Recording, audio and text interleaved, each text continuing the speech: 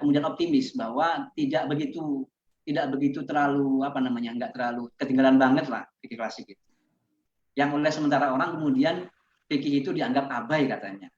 Nah, oleh karena itu maka ketika berlangsung Basul Masail itu yang terjadi bukan dekonstruksi fikih, tapi justru rekonstruksi fikih.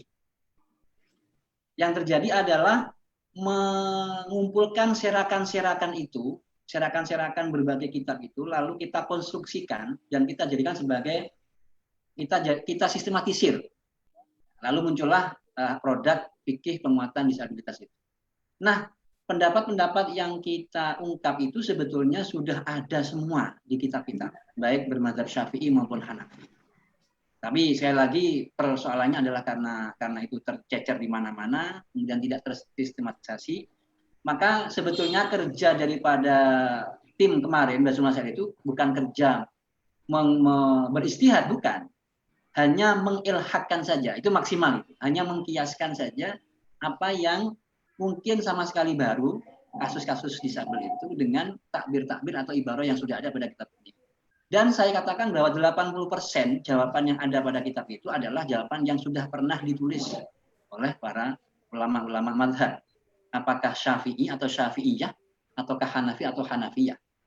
Nah, oleh karena itu maka saya pada saat pertemuan di PBNU itu menegaskan bahwa fikih klasik itu ternyata tidak pasif lah atau progresif juga lah. Cuma karena memang yang nampak yang diajarkan oleh para kiai kemudian hanya yang sholatnya saja misalkan, sehingga kemudian disabilitasnya menjadi tertutupi oleh isu sentralnya itu sholat, puasa, dan sebagainya. Lalu kemudian yang mengemuka di kesadaran kita adalah tentang sholatnya saja, kesalahan sosial, kesalahan individunya saja, tapi kesalahan sosialnya menjadi tertutupi. Oke. Kemudian saya ingin kalau boleh untuk agak sedikit gamblang tentang disabilitas. Sebetulnya beberapa literatur sudah menyebutkan ada kemajuan dalam memandang disabilitas.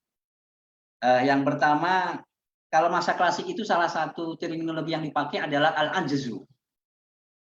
Ada yang menyebut sesuai dengan bidang disabelnya. Misalkan kalau syalal itu lumpuh, kemudian al-a'ma itu tunanetra, kemudian al-a'raj itu daksa, kemudian al-aqta daksa tangan dan lain sebagainya. Ada satu terminologi yang dipakai oleh ulama klasik itu al-ajzu atau ketidakmampuan. Lalu oleh beberapa orang al-ajzu itu ditafsiri dengan ajzuhu wa ajzu man haulahu. Jadi sebetulnya disabilitas itu juga terkena kepada orang yang di sekitarnya. Karena apa? Karena al-ajiz itu atau orang yang tidak mampu itu adalah terkait dengan ajzuhu wa ajzuman haulahu. Terkait dengan ketidakmampuan orang di sekitarnya dalam memperlakukan al-ajiz tadi itu atau al-ajiz itu. Oleh karena itu maka karena orang di sekitarnya itu juga tidak mampu, maka sebetulnya terminologi disabel itu bisa mengarah kepada dua orang, baik penyandangnya maupun kepada orang di sekitarnya. Nah, ini saya temukan di beberapa literatur kitab fikih yang kemudian oleh orang yang bernama siapa ini, penulis yang agak kontemporer, saya tulis ibaratnya ini agak panjang. Al-i'aqatu syaklun minal ashkalil mukhtalifah lil hayat basyariyah wa bi tibariha kadzalika, yang intinya adalah bahwa sebetulnya disabilitas itu adalah merupakan perbedaan sebagaimana berbedanya orang laki dan perempuan jenis kelamin, sebagaimana perbedaan antara orang yang berkulit laki dan perempuan dan lain sebagainya. Jadi jenis perbedaan yang sifatnya manusiawi. Nah, oleh karena manusiawi, maka sebetulnya tidak ada alasan untuk kemudian kita memperlakukan berbeda kepada orang disabel itu. Sebagaimana kita biasa juga memperlakukan antara orang putih warna kulitnya dengan orang yang hitam. Nah, kecuali kita kemudian berbeda dalam memperlakukan orang yang berkulit putih dan hitam, maka mungkin ada tinjauan ulang. Tapi kita kan selama ini sama antara orang yang memperlakukan antara orang sama dengan kulit putih dan hitam. Nah, oleh karena itu maka semestinya dari terminologi al-i'aqah itu maka orang harus sama perlakuannya baik kepada orang yang non difabel dengan orang yang disabilitas, penyandang disabilitas. Itu kemudian kenapa lalu oleh beberapa ulama kontemporer dari terminologi yang sifatnya sangat spesifik lalu menjadi yang sifatnya umum. Ada yang memakai istilah zawil ihtiyaj. Kemudian ada yang menggunakan istilah zawil a'zar, orang yang punya uzur. Kemudian yang paling mungkin agak lebih komprehensif adalah memakai istilah zawil i'aqah. Mempunyai terhalang karena keterbatasan. Terhalang karena keterbatasan. Oleh karena itu maka yang kita ungkap jangan keterbatasannya, tapi harus apa yang menjadi penghalangnya. Maka dalam diskusi fikih disabel itu paradigmanya adalah bukan menghilangkan, bukan bicara tentang keterbatasannya, tetapi bicara tentang bagaimana kita bisa menghilangkan halangan itu. Misalkan halangannya adalah orang difabel tidak bisa untuk berjamaah normal di masjid. Maka kita bukan bicara tentang terbatasnya difabel, tapi justru bagaimana lingkungan itu, masjid itu bisa hilang keterhalangannya itu. Itu yang pertama. Jadi secara konseptual dari pendekatan istilah, para ulama sudah mulai agak menemukan ide yang progresif tentang bagaimana kita menjadi bagian daripada pembicara atau orang yang melindungi terhadap hak-hak difabel itu. Kemudian yang kedua, teknis ini masuk kepada epistemologi fikihnya difabel itu berangkat dari kajian tentang mahkum alaih atau subjek hukum, atau yang kita kenal dengan mukallaf. Jadi orang yang terkena beban hukum itu ada beberapa syarat. Yang pertama al-fahmu, al-akil. Al-akil, orang yang paham dengan apa yang diperintahkan, apa yang dikerjakan. Jadi misalkan kalau orang itu termasuk punya gangguan jiwa yang permanen, maka bukan termasuk akil sebetulnya. Tidak termasuk akil, kecuali yang non permanen atau yang sifatnya sifatnya itu sementara, maka nanti termasuk pada yang ahliyatul wujub naqisoh atau ahliyatul ada naqisoh. Yang pertama akil atau orang yang mampu mengakses terhadap apa yang diperintahkan padanya. Yang kedua, dia punya dua keahlian secara sekaligus. Yang pertama ahliyatul wujub dan yang kedua ahliyatul ada. Ahliyatul wujub adalah kecakapan dalam menerima hak dan kewajiban hukum. Dan ini semua orang, semua yang bernama manusia, maka dia pasti punya ahliyatul wujub. Baik yang naqisoh maupun yang kamilah. Kalau yang naqisoh karena belum hadir, seperti jabang bayi itu yang masih dikandung badan di dalam rahim ibunya, maka dia termasuk ahliyatul wujub yang naqisoh, karena belum menjadi manusia. Tapi begitu menjadi manusia, maka kecakapan dia menerima hak dan kewajiban itu sudah sempurna. Maka semua orang mulai sejak bayi sampai dia meninggal itu punya ahliyatul wujub atau mempunyai kecakapan dalam menerima hak dan kewajiban hukum. Itu ahliyatul wujub. Kemudian ada yang kedua ahliyatul ada, kecakapan dalam melaksanakan hukum. Kecakapan dalam melaksanakan hukum dan apa yang menjadi tindakannya itu adalah diakui sebagai perbuatan hukum. Itu namanya ahliyatul ada. Nah, ahliyatul ada ini ada yang naqisoh, ada yang kamilah. Nah, kalau yang naqisoh itu umur 1 sampai umur 7 tahun. Umur 1 sampai 7 tahun. Sebetulnya anak umur 5 tahun itu sebetulnya dia diakui kalau berbuat sesuatu. Cuma karena dia masih belum dewasa, maka sebetulnya dia belum terlalu sepenuhnya tindakannya itu kemudian diakui. Oleh karena itu maka jika ada anak kecil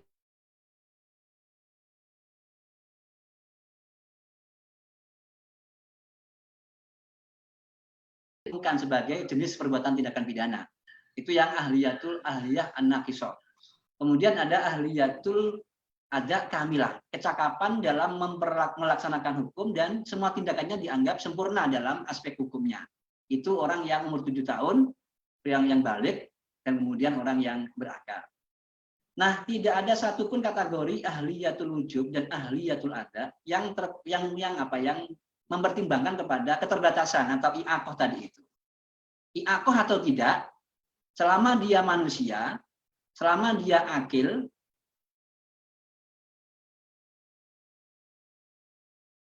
sebagai ahliyatul wujub dan ahliyatul adat. Nah, oleh karena itu maka segi taklifnya, segi mukallafnya, maka zawil i'aqah itu, orang yang mempunyai keterbatasan itu masih atau tetap menjadi mukallaf atau orang yang terkena beban hukum. Nah, oleh karena itu maka kembali kepada definisi i'aqah tadi, karena semua orang difabel itu terkena taklif menjadi orang mukallaf, maka kewajiban orang di sekitarnya untuk membuat lingkungan yang memungkinkan difabel itu melaksanakan ibadahnya. Karena kita nggak mungkin kemudian mentaklifkan orang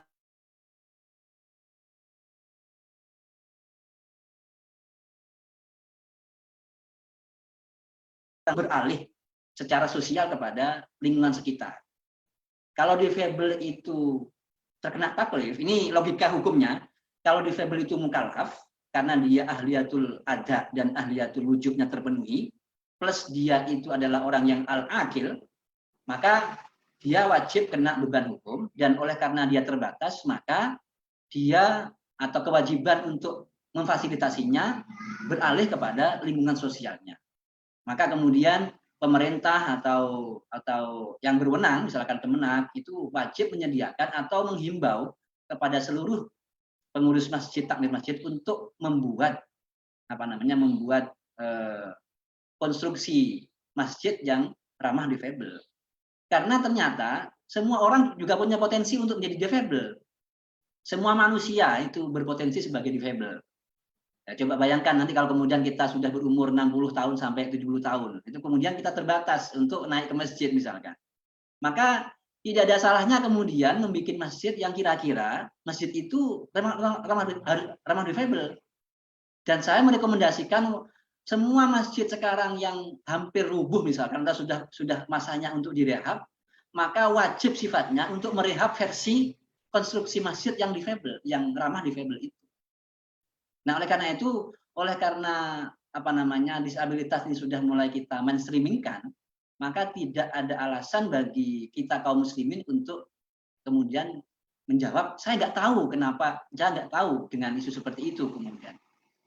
Nah, ini nggak punya alasan lagi, apalagi kemudian Kemenak sudah memfasilitasi buku ini sudah terbit di berbagai wilayah dan bisa diakses oleh semua orang. Maka nanti bisa jadi yang semula anjuran atau himbauan naik kepada kewajiban. Yang mana wajib itu ada dampak sanksinya. Jika ada pengurus masjid yang kemudian dalam membuat masjidnya itu setelah ada buku ini kemudian masih tetap pakai konstruksi masjid yang tidak ramah difabel, maka bisa jadi dosa yang kena itu. Sebelum ada buku ini mungkin masih sifatnya makruh atau hukumnya anjuran atau himbauan untuk membentuk. Tapi begitu sudah ada buku ini maka al-hukmu yaduru ma'illati wujudan wa adam. Bahwa hukum itu bisa naik level dari semula hanya mustahab menjadi wajib begitu.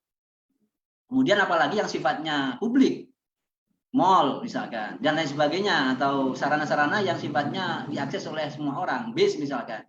Maka mungkin semua pemangku kepentingan atau pembuat kebijakan atau yang langsung menjadi urusannya, maka harus menyediakan fasilitas yang ditanganinya dengan sesuai dengan yang ramah difabel. Kesimpulan saya tentang fikih difabel ini dan kemudian buku yang sudah kita kaji bersama itu berangkat dari situ, bahwa zawil i'aqah itu bukan keterbatasannya yang harus diobok-obok, tapi kita harus fokus kepada bagaimana cara menghilangkan halangan-halangan itu. Semua halangan yang kemudian menghalangi orang difabel beribadah, berinteraksi sosial harus kita hilangkan. Dan itu menjadi kewajiban yang sifatnya wajib kifai atau wajib kolektif untuk semua masyarakat muslim. Nah, kemudian untuk isu-isu perteknisnya barangkali bisa dibaca sendiri di bukunya. Tapi yang jelas saya tadi mengungkapkan tentang bangunan epistemologisnya atau usul fikihnya. Lalu kemudian kenapa saya ingin mendudukkan masalah bahwa ternyata ulama kita juga sudah sangat awareness, sudah sangat care dengan isu-isu disabilitas. Begitu dulu sebagai pengantar diskusi, Ustadz Kiai Abi S. Nugroho. Terima kasih. Assalamualaikum warahmatullahi wabarakatuh. Waalaikumsalam warahmatullahi wabarakatuh. Terima kasih Kiai Muhaimin. Sungguh luar biasa pemaparannya. Saya kira itu akan lebih jelas ketika masing-masing peserta ini udah pegang bukunya. Iya. Karena ini sangat detail pemaparan dari Kiai Muhaimin itu terkait soal ahliyatul wujud, ahliyatul ada, seperti apa, dan seterusnya. Nah, saya kira memang interest kepentingan kita bersama ternyata kita menemukan bahwa rumusan hukum Islam yang selama ini dianggap mungkin kurang peduli terhadap penyandang disabilitas ketika dipelajari lebih jauh banyak hal yang justru positif terkait penguatan penyandang disabilitas. Tinggal bagaimana kita menggali itu untuk tujuan-tujuan yang lebih maslahat khususnya bagi penyandang disabilitas yang setara dengan warga negara yang lain. Nah, ini pengalaman Bu Nyai, Bu Umdah. Beliau aktif di masyarakat di Fatayat. Pati ya, Bu Nyai ya? Di Pati, kemudian aktif di pondok pesantren. Saya kira banyak pengalaman juga dan pandangan keagamaannya yang penting kita pelajari bersama dan semoga ini menjadi sebuah gerakan untuk mendorong masyarakat kita supaya lebih aware bagi penyandang disabilitas. Kami persilahkan Bu Nyai memberi pemaparan terkait disabilitas dan buku ini. Monggo. Oke, terima kasih. Assalamualaikum warahmatullahi wabarakatuh. Waalaikumsalam. Bapak Ibu yang saya hormati, senang sekali bisa bergabung bersama dengan teman-teman di PSLD dan dari Lakdam ya, juga Kemenak yang sudah memfasilitasi diskusi siang hari ini. Ini tema yang sangat menarik dan bukunya juga sangat menarik sekali. Meskipun saya baru bisa membaca dalam bentuk soft copy, tapi luar biasa saya sangat menyambut baik buku yang diterbitkan oleh teman-teman PSLD ini. Ini bagian dari kepedulian yang jarang dilakukan oleh orang, terutama dari komunitas agama ya. Buku ini menurut saya cukup representatif, dimulai dari penelitian lapangan, kemudian juga kajian teksnya yang sangat detail ya. Dan tadi juga Kiai Muhaimin sudah menjelaskan teks-teks dalam fikih yang luar biasa. Ternyata di turos-turos fikih itu sudah berbicara soal teman-teman disabel ini jauh sebelum kita berbicara itu ya. Tetapi pertanyaannya adalah kalau teks-teks di dalam fikih itu sudah sangat lama membicarakan isu-isu disabilitas ini, pertanyaannya adalah kenapa sampai hari ini teman-teman atau mungkin masyarakat beragama kita itu masih kurang aware dengan pendapat-pendapat fikih yang sudah lebih duluan maju ya berbicara soal disabilitas.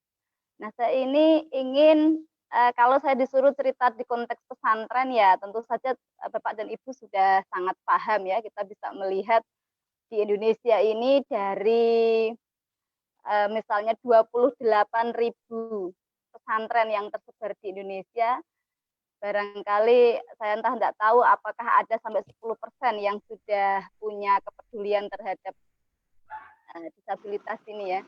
Saya sih ragu belum ada mungkin. Atau mungkin juga belum ada secara spesifik pesantren yang memang concern di teman-teman disabel.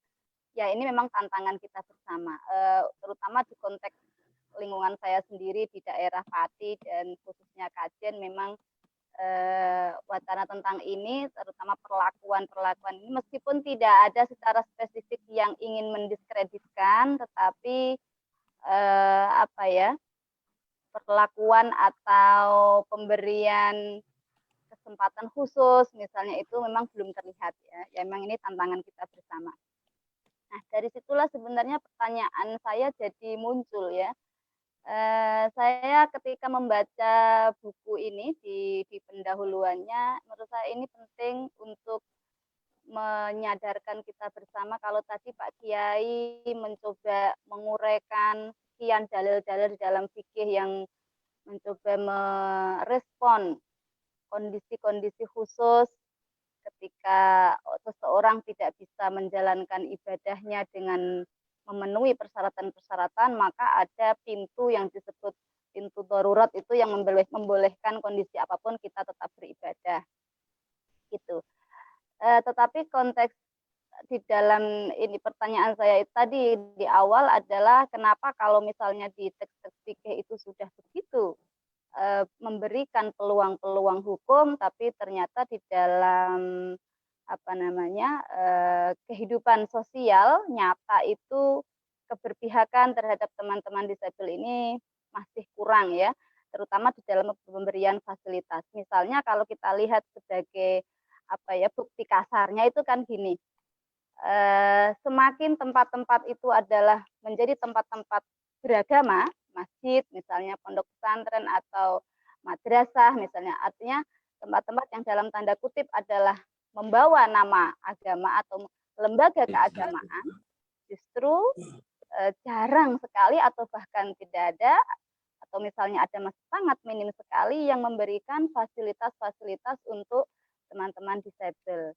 Yang kita lihat fasilitas-fasilitas itu justru adanya di tempat-tempat yang sekuler ya, yang jauh dari tempat-tempat agama, misalnya ya di bandara, kemudian di stasiun gitu. Jadi tempat-tempat yang bukan dalam tanda kutip itu bukan tempat-tempat beragama gitu. Jadi justru tempat-tempat beragama jauh tertinggal dari perhatian-perhatian terhadap teman-teman disabel. Ini berarti kan ada masalah dalam kesadaran para agamawan. Apa yang mestinya kalau teksnya sudah ada, harusnya dia sudah lebih duluan melakukan sesuatu, tapi ternyata kan itu tidak imbang gitu. Nah, ini menurut saya yang di buku fikih disabilitas ini yang menurut saya menarik di pendahuluan itu ada ini soal kesadaran masyarakat. Di buku itu dipetakan kalau nggak salah ada 3 ya, ada kesadaran mistis, ada kesadaran naif, dan ada kesadaran kritis ya. Nah, pada masyarakat beragama barangkali saya melihatnya itu masih pada level kesadaran mistisnya itu. Sehingga semua ini menjadi dikembalikan kepada takdir Tuhan. Ya, karena ini takdir Tuhan, kita harus menghargai bahwa teman-teman disabel ini adalah bagian dari makhluk Allah, ya kita harus berbuat baik. Tetapi berbuat baik secara sifatnya individu. Artinya, ya saya misalnya sebagai pribadi saya tidak berkeinginan untuk mendiskreditkan, saya juga menaruh perhatian, kemudian misalnya mau membantu, mau menolong, tetapi ini belum diwujudkan. Bagaimana kalau naik pada level kesadaran kritis, bukan sekedar ini sebagai takdir Tuhan, tetapi bagaimana membuat teman-teman disabel ini mampu untuk melakukan sesuatu sebagaimana teman-teman yang non disabel ya, yang able gitu, teman-teman yang mampu gitu. Jadi artinya tidak memberikan, bukan sikap kasihan. Nah, hukum itu bedanya kan di sana, nggih. Kalau tadi itu prosesnya dengan memberikan pintu-pintu pintu-pintu solusi sebagai darurat diperbolehkan, itu sebenarnya garis bawahnya adalah mengasihani gitu. Artinya ini menjadi akhirnya berbeda di dalam bentuk wujud tindakannya menjadi berbeda. Karena itu awalnya adalah rasa kasihan, maka kemudian tidak berujung atau tidak punya keinginan untuk memberdayakan.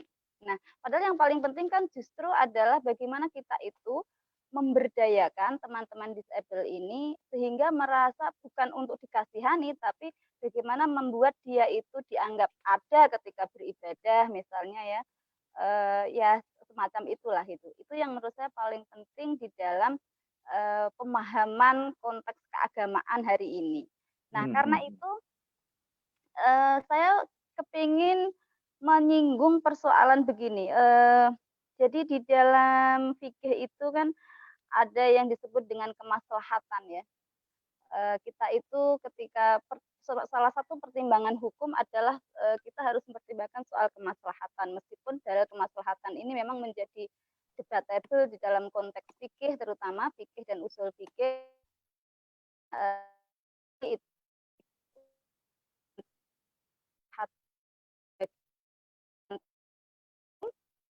Itu pun ada yang justru lebih banyak mengapresiasi atau memberikan porsi itu. Tetapi lagi-lagi yang masih absen di dalam kemaslahatan, terutama di ranah atau di bidang fikih dan usul fikih itu adalah kemaslahatan yang berbasis pada keadilan hakiki kalau saya menyebutnya ya. Saya mencoba meminjam konsep keadilan hakiki yang sering dipakai oleh Dr. Nur Rofiah. Nah, kenapa kita harus menggunakan konsep keadilan hakiki?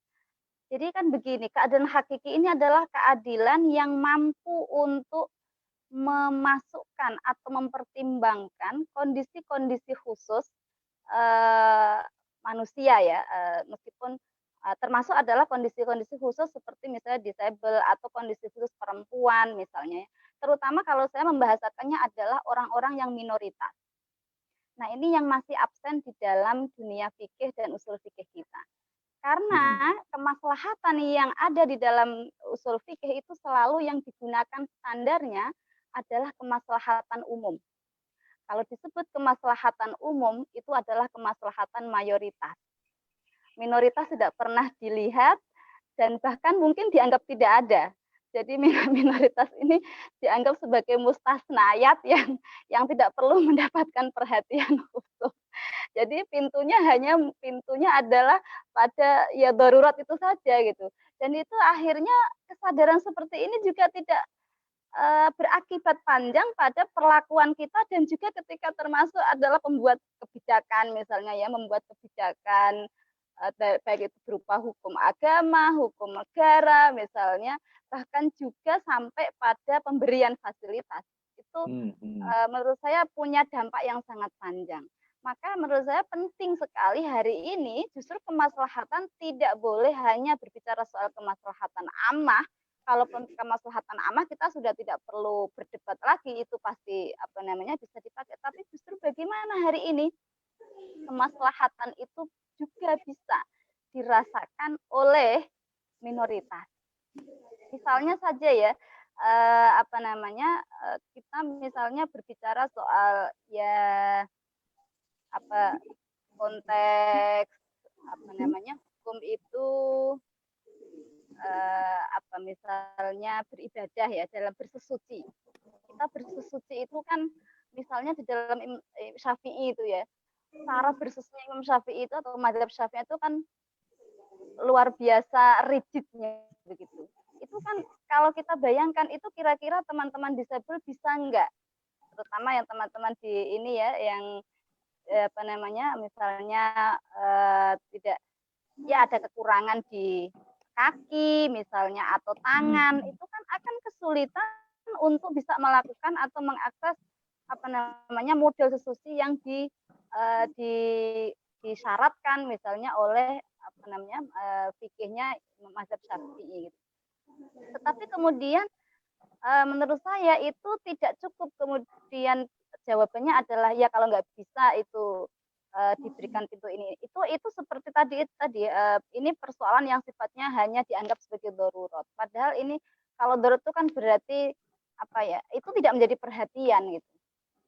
Sehingga ketika membuat fasilitas misalnya contoh saja tadi yang disinggung di awal oleh Mas Amek itu ya, di masjid itu kalau mau membuat fasilitas tempat berwudu, yang dibayangkan adalah bagaimana orang yang normal itu bukan orang yang tidak dengan non disabilitas itu bisa berwudu dengan sempurna. Tapi tidak pernah berpikir bagaimana teman-teman yang disabel ini bisa berwudu dengan sempurna sebagaimana teman-teman yang non disabel. Ini yang menurut saya masih kurang mendapatkan perhatian. Jadi justru memang dimulainya dari kesadaran ini. Jadi yang penting kita hari ini tekankan justru bagaimana membangun kesadaran kritis di dalam beragama sehingga tidak hanya memahami konteks beragama itu pada logika mayoritas, tapi juga berbicara soal logika minoritas. Mungkin itu dulu sebagai pengantar, Mas Abi. Baik, baik Bu Nyai, terima kasih banyak. Ini juga udah ada antrian pertanyaan. Dan yang dipertegas oleh Bu Nyai adalah soal ketika rumusan hukum Islam di dalam tradisi fikih klasik itu sangat responsif, sangat progresif terhadap penyandang disabilitas, tapi mengapa masyarakat kita justru kurang peduli, khususnya misalnya dari kelompok-kelompok keagamaan. Padahal sudah dipertegas terkait hukum-hukumnya. Dan saya kira apa yang diterbitkan Kementerian Agama ini akan menjadi pendorong bagi para pemuka agama, khususnya kaum muslimin, untuk bahu-membahu mendorong pemenuhan hak bagi kelompok-kelompok yang rentan atau yang marginal atau yang minoritas.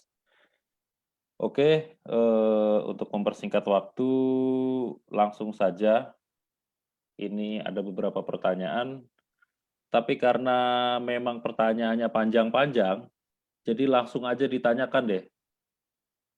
Gimana? Ini kita mulai gimana? Mungkin dibaca aja, Pak. Dibaca aja ya? Ya, diringkas gitulah. Oke, ini tadi Mas Amek dari Lakoskam NTB menggarisbawahi kenapa bagi keluarga yang non-disabilitas itu lebih aware daripada keluarga yang punya di antara keluarganya itu penyandang disabilitas. Itu satu ya. Kedua, soal upaya uji akses yang dilakukan Lakoskam NTB terhadap fasilitas ibadah khususnya rumah ibadah. Ini saya kira menarik, ini jadi satu temuan yang sangat luar biasa dari semua provinsi yang ada di Republik Indonesia. Ini kayaknya baru baca ini saya. Ada 250 masjid, 3 gereja, 5 pura, 2 wihara. Dan ini bukan cuma fasilitas kaum muslimin atau masjid, tapi juga kelompok agama, semua agama. Bagaimana ini mungkin dilakukan? Toh faktanya tidak satupun kelompok keagamaan ini mempertegas juga tadi pandangannya Bu Nyai Umdah, nggak aware ya. Ini diantaranya kota 1000 masjid, begini faktanya ini berdasarkan temuan Lakoskam. Oke, selanjutnya ada pertanyaan dari Mbak Zainab, mahasiswi Wali Songo.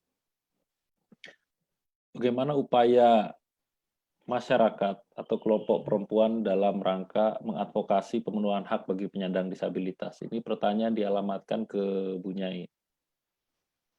Saya kira itu.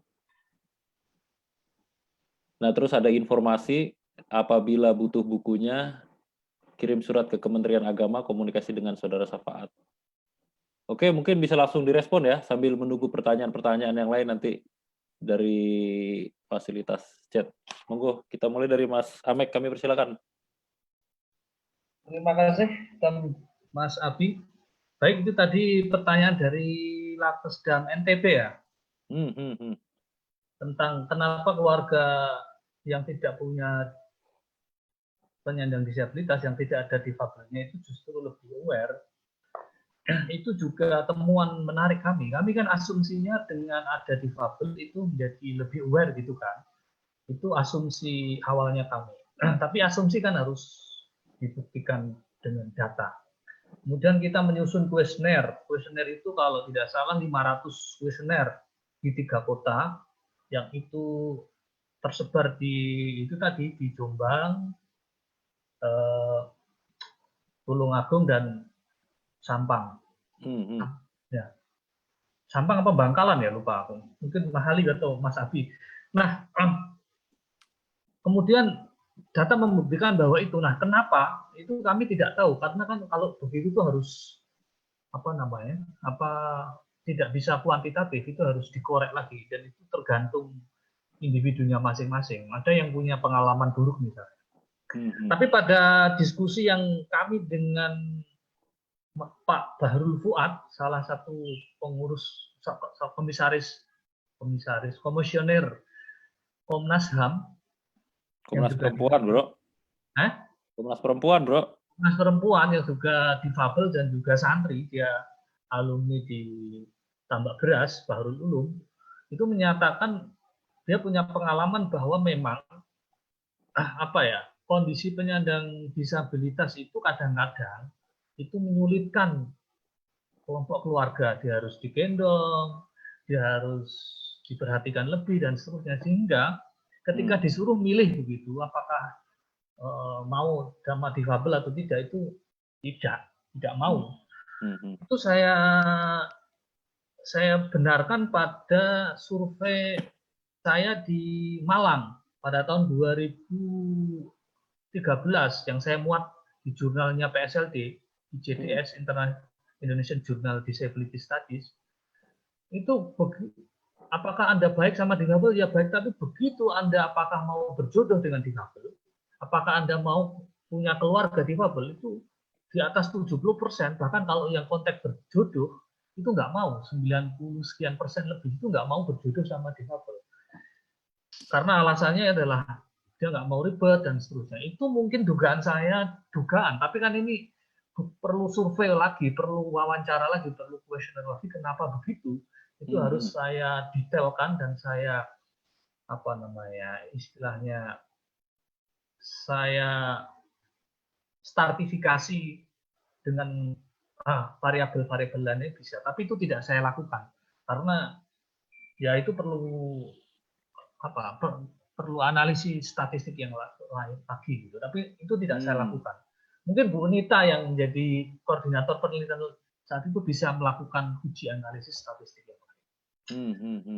Itu. Tetapi memang saya juga heran kenapa demikian, itu juga heran. Tapi ya itu data masyarakat kita bahwa ternyata walaupun ada difabelnya itu justru malah mereka pinginnya tidak mau gitu. Iya. Mbak Anita mungkin bisa menambahkan, meskipun secara formal bukan narasumber. Mana Mbak Anita ya? Mohon maaf, gimana tadi? Itu loh perihal temuan PSLD, kenapa keluarga yang ada difabelnya justru lebih negatif daripada yang non difabel. Iya, memang itu sebenarnya seperti yang dijelaskan oleh Pak Slamet Tohari, sebenarnya itu suatu temuan yang di luar dugaan kami. Kami menduga bahwa ketika orang itu banyak berinteraksi dengan difabel, itu dia akan punya sikap yang jauh lebih positif terhadap difabel, jauh lebih aware, jauh lebih bisa memberikan layanan dan sebagainya gitu. Kalau dalam psikologi, kebetulan background saya psikologi, ada namanya kontak teori. Jadi semakin banyak kita berinteraksi dengan suatu kelompok, maka semakin mudah kita atau memberikan sikap yang positif terhadap kelompok tersebut. Namun ada teori yang lain juga yang menyatakan bahwa tidak semata-mata kita berinteraksi, tapi kualitas dari interaksi tersebut yang bisa memprediksikan bagaimana nanti terbentuknya sikap kita. Nah, ya ini baru sebatas sesuai dengan tadi yang disampaikan oleh Pak Slamet Tohari, ini sebatas diskusi kami. Mungkin karena kami melakukan survei ini di kota-kota kecil dan menengah, ya jadi kemungkinan yang akses untuk layanan disabilitasnya juga sangat rendah, fasilitas publiknya juga belum memadai. Mungkin misalnya dalam konteks pendidikan belum banyak sekolah-sekolah yang terbuka buat difabel, ya, sehingga orang-orang keluarga-keluarga yang punya anggota keluarga yang difabel itu lebih banyak punya pengalaman yang negatif. Jadi mungkin lebih disusahkan, gitu ya. Konteksnya lebih disusahkan karena apa? Karena lingkungannya nggak aksesibel. Jadi seperti kalau misalnya anaknya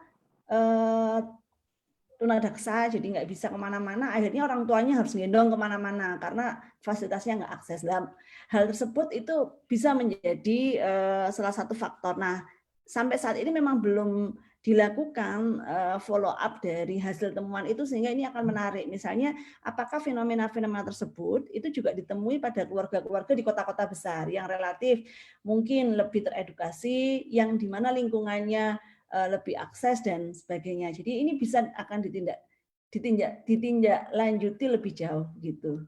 Begitu mungkin Mas Abi dan teman-teman semuanya. Iya. Tapi sebetulnya ada juga fakta bahwa interaksi dengan penyandang disabilitas itu juga justru menambah kepekaan.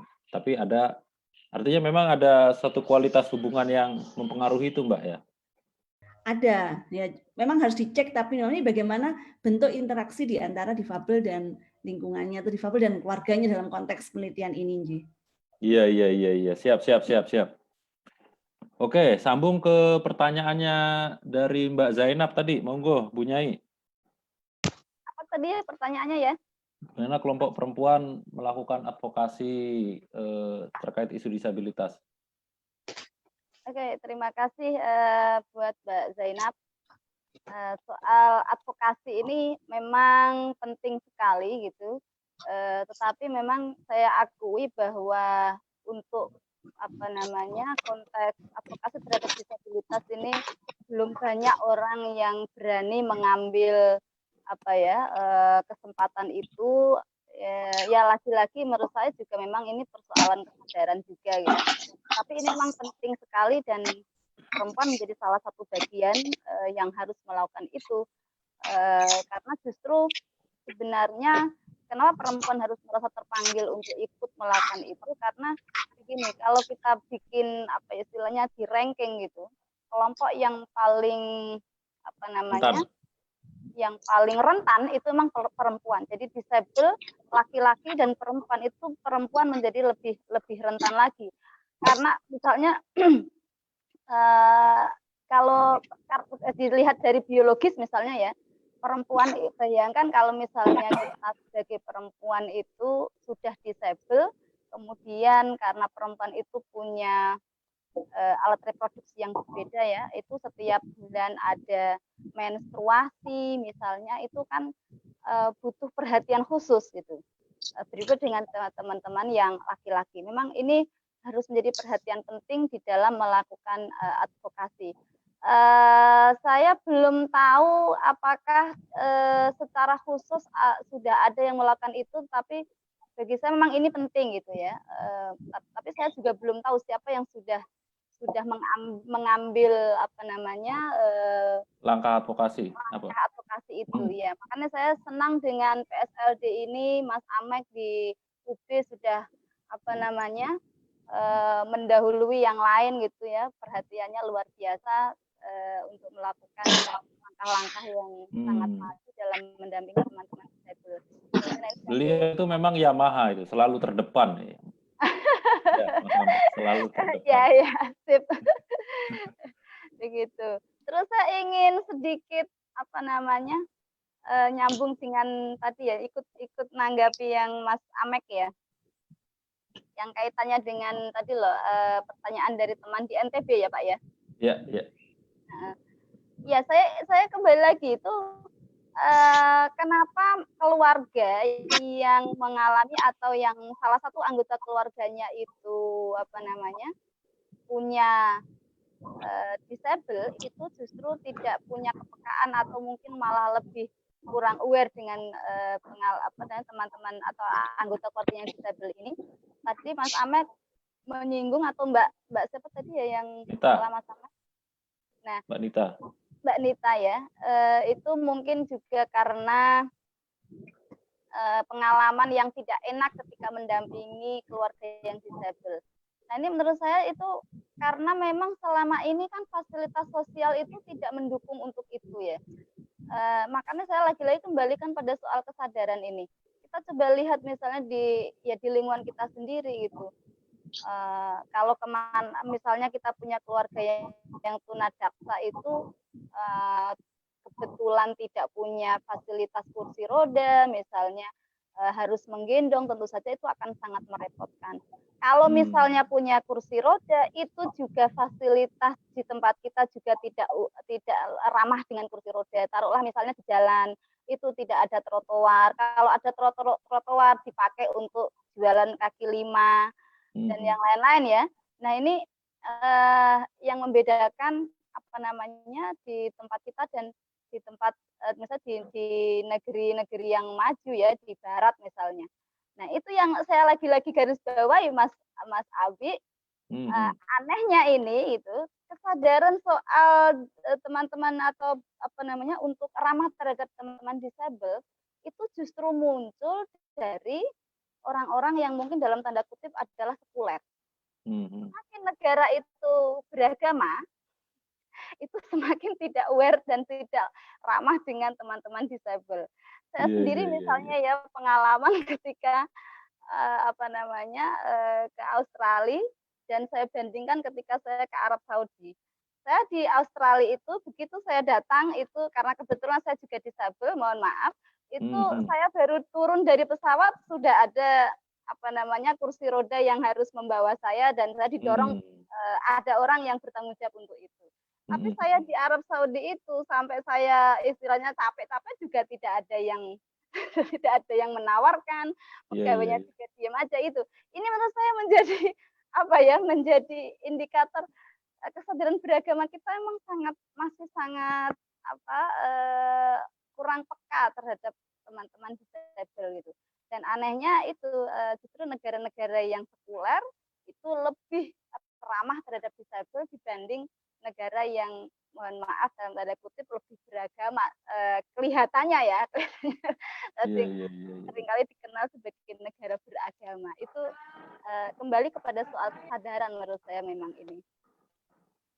Terima kasih. Ya siap. Ini mungkin bisa direspon juga oleh Kiai Muhaimin ini. Ini ada 2 pertanyaan menarik tuh ya, masih soal kenapa justru pandangan keagamaan itu sangat positif bagi penyandang disabilitas, tapi secara faktual dia tidak mencerminkan itu. Satu, kedua, ada dari Pak Afif dari NTB juga ini, ada baiknya itu menjadi bagian dari mata pelajaran di kampus terkait fikih disabilitas untuk mengurangi stigma. Nah, Kiai Muhaimin ini kan dosen juga. Saya kira mungkin bisa merespon itu. Monggo, kami persilakan. Terima kasih.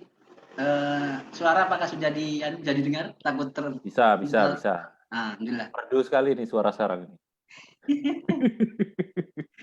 Ya, saya ingin merespon umpan yang disampaikan oleh Bunyai Umdah terkait dengan tidak samanya gerak antara teks agama dengan aplikasinya atau implementasinya.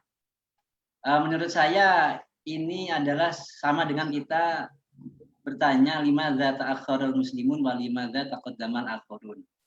Kenapa Islam itu hanya ada di barat tapi kenapa agama Islam itu di Indonesia tapi justru nilai-nilai Islam itu ada di barat misalkan. Saya ingin mencoba membedakan antara dimensi ad-din dan at-tadayyun. Jadi dalam agama itu ada dua dimensi. Ad-din sebagai teks keagamaan, di sini adalah Quran hadis dengan segala derivasinya atau dengan segala pendapat ulama yang dirumuskan dari teks kunci itu, dan yang kedua adalah at-tadayyun. Penghayatan, pemahaman dan pelaksanaan daripada ad-din itu sendiri. Ya, ini berarti menjadi problem secara keseluruhan bahwa tidak hanya dalam konteks difabel yang kemudian mengalami masalah antara ad-din dan at-tadayyun. Hampir semua dan bahkan beberapa doktrin agama yang terkait dengan kehidupan publik itu juga hanya sampai di jargon ad-din saja. Begitu sampai di level at-tadayyun menjadi masalah di situ. Jangankan itu, masalah kebersihan saja misalkan. Kebersihan itu Islam sangat menganjurkan kebersihan. Tapi begitu sampai kepada aplikasi, kita menjadi masyarakat yang terkotor di dunia misalkan. Padahal secara mayoritas kita adalah orang yang Muslim semua. Penghasil sampah terbesar di dunia. Penghasil sampah terbesar di dunia, betul Mas Ardi. Kemudian yang kedua, barangkali ada kalau kita melalui analisa politik mungkin misalkan, atau politik anggaran misalkan. Kalau misalkan isu disabilitas itu direspon dengan baik, maka akan terjadi antara pengalokasian anggaran dengan orang yang mengaksesnya. Misalkan kalau jalan harus dibikin ramah misalkan, berapa triliun anggaran yang harus dikeluarkan. Sementara mungkin hanya beberapa orang saja yang menikmatinya. Secara umum mungkin ya tadi betul, ini adalah bias apa namanya minoritas. Kalau kita hitung, misalkan di beberapa tempat hampir muspro, bahkan kadang-kadang dipakai untuk yang lain. Misalkan parkir yang ada di Malang itu katanya ada yang ramah difabel, tapi karena nggak pernah ada yang memakai, akhirnya menjadi dipakai untuk parkirnya orang-orang normal. Jalan yang seharusnya dipakai oleh kaum difabel itu kemudian dijadikan sebagai tempat parkir mobilnya orang-orang kaya itu. Karena apa? Karena memang nggak pernah dipakai. Jadi saya khawatir isu difabel ini menjadi isu yang sengaja disembunyikan secara politik atau terpaksa tersembunyi karena ada implikasinya. Kalau kemudian dibicarakan lalu mungkin apa namanya? Misalkan tadi aspek anggarannya harus banyak, kemudian yang menikmati juga nggak terlalu banyak gitu. Kemudian berikutnya tetap itu tidak menjadi alasan kita untuk lalu menafikan isu tentang. Nah, oleh karena itu maka para fuqaha dalam mengajar kitab itu harus diselipkan, harus lebih keras lagi untuk membaca teks yang bernuansa perlindungan terhadap difabel. Begitu sampai di bab sholat, maka seorang fuqaha atau seorang yang entah itu dosen ataukah entah itu guru ngaji itu harus langsung tidak hanya membahas syarat rukunnya saja, tapi juga harus dibumbui, dicampur dengan membahas tentang sholat yang ramah difabel. Semua bab sholat harus segera dimenai seperti itu. Nah, itu yang kemudian lalu mungkin para ulama fikih bisa lebih keras lagi atau lebih semangat lagi bicara tentang itu. Biar antara teks yang sudah ada pada kitab kuning yang justru sangat progresif itu kemudian bisa langsung menjadi masuk ke penghayatan para muslimin dan kemudian menjadi aksi nyata di kelompok-kelompok yang sifatnya lebih besar lagi.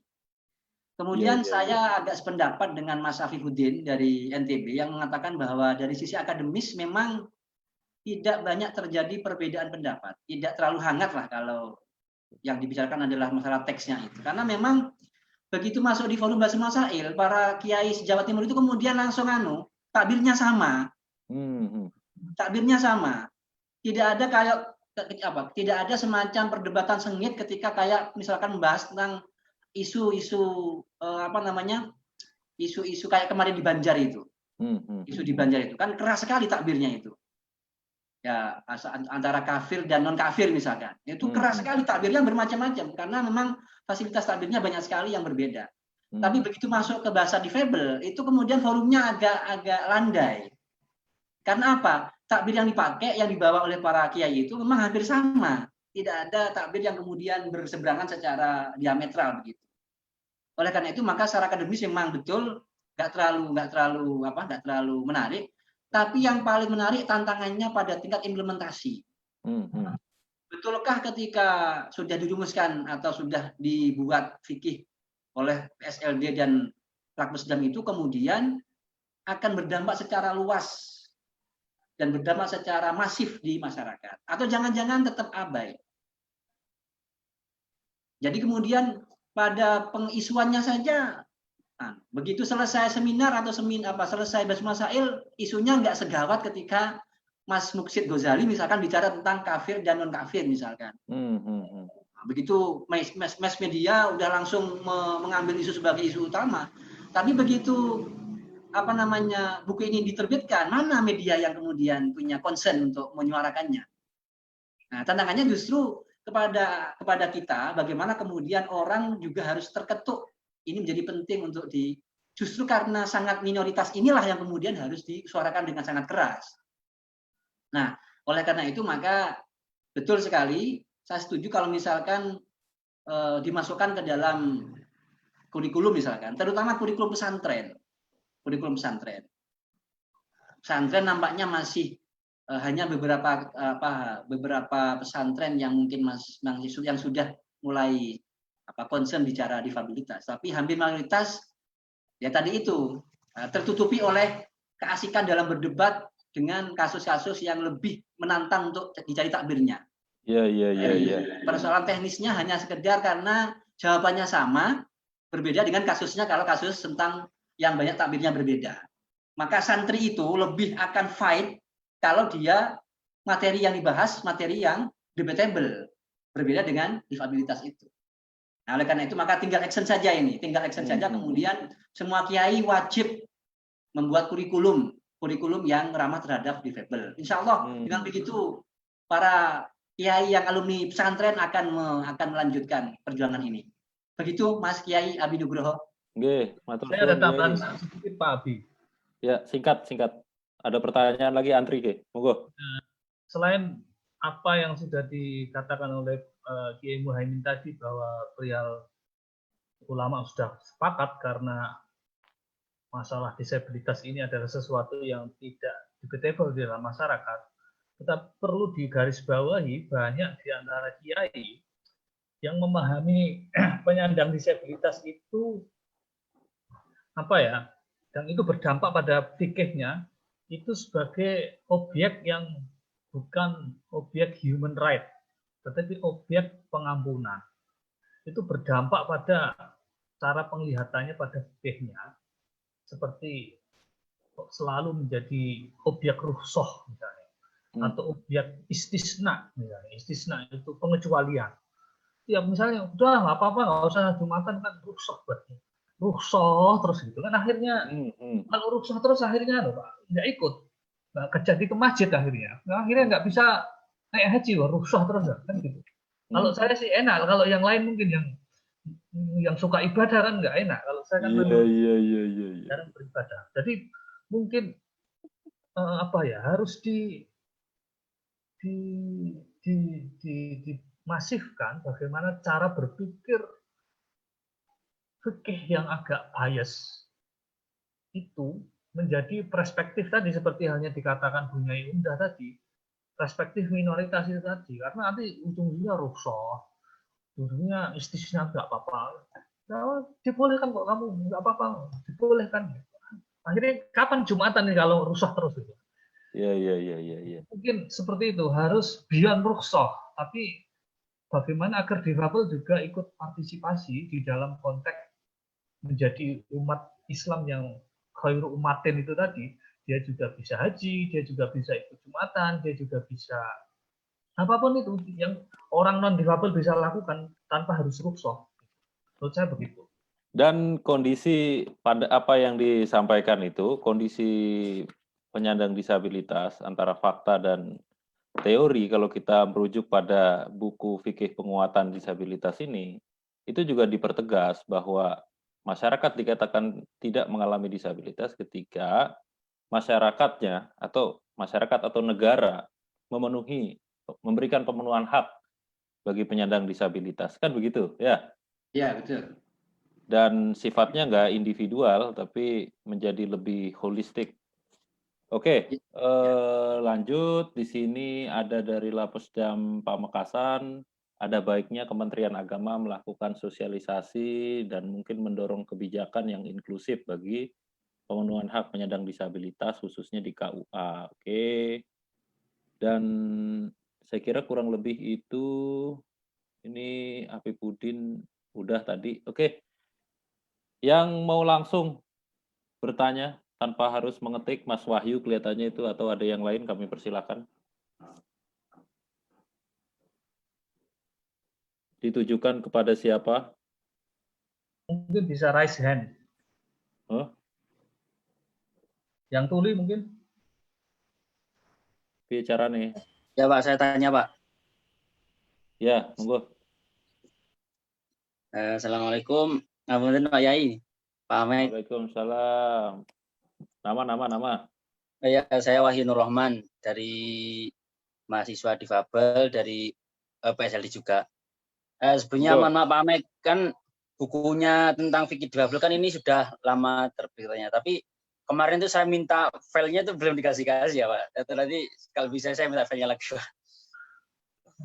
Terus pertanyaannya kepada Kiai Muhaimin, apunten Pak Yai, kan panjenengan tadi menjelaskan bahwa kalau misalnya kayak masjid yang sudah waktunya rehabilitasi, kalau misalnya sudah diperbaikan, seharusnya mengikuti kayak standar yang sudah ada kayak sarana untuk penyandang disabilitas. Tapi andaikan untuk pengelola masjid sendiri itu umpamanya tidak tahu ya, namanya tidak tahu kalau sudah ada peraturan tersebut kan, kalau orang tahu mungkin kalau tidak dilaksanakan katanya tadi kan berdosa. Tapi kalau ini nggak tahu terus mereka dikasih tahu tapi masih tetap ingin posisi masjidnya itu kayak misalnya seperti semula yang tidak ada tidak ada untuk anak-anak penyandang disabilitas. Nah itu nantinya bagaimana sih untuk kita itu caranya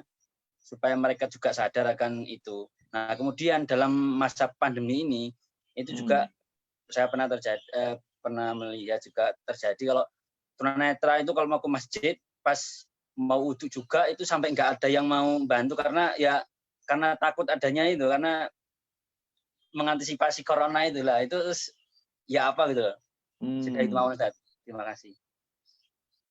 Siap Mas Wahyu. Ada lagi? Sampun.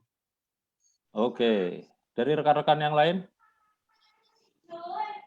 Monggo. Dari Gerkatin kelihatannya udah bergabung tadi. Gerkatin mana? Langsung direspon aja.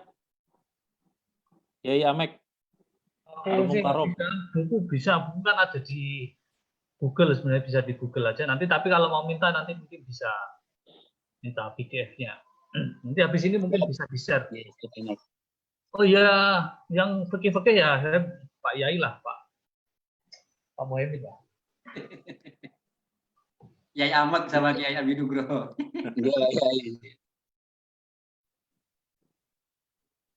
Monggo.